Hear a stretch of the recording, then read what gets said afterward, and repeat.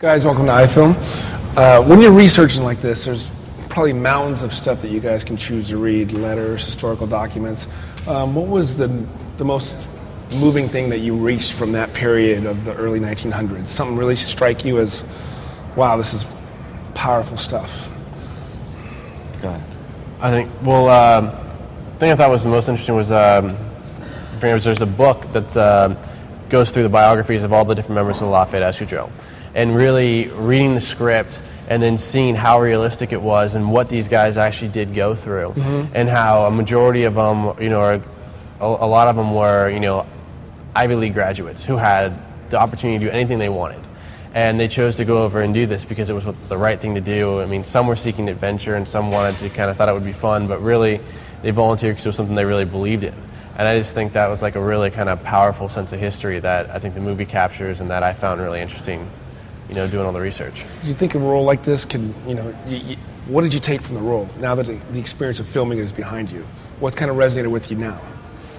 It's the respect I have for someone that would put themselves on the line like that, and it takes a certain kind of guts that most people don't have to show in their life.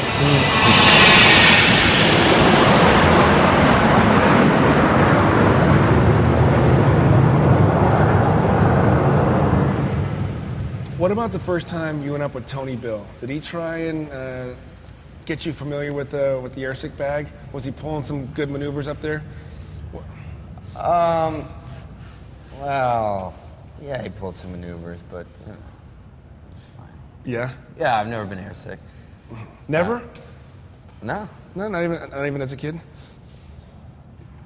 No. As you guys were doing this film, as you're preparing to do the, all the hours of flying, was there ever an unglamorous moment where, or a close call or unexpected weather or anything that was just out of the norm that happened during the training?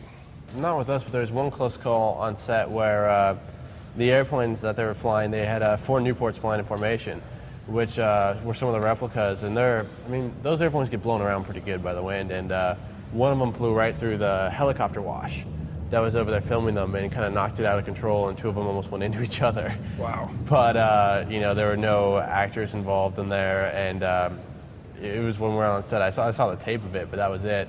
But nobody got hurt, and that was really the only thing that happened during filming that was really kind of dangerous.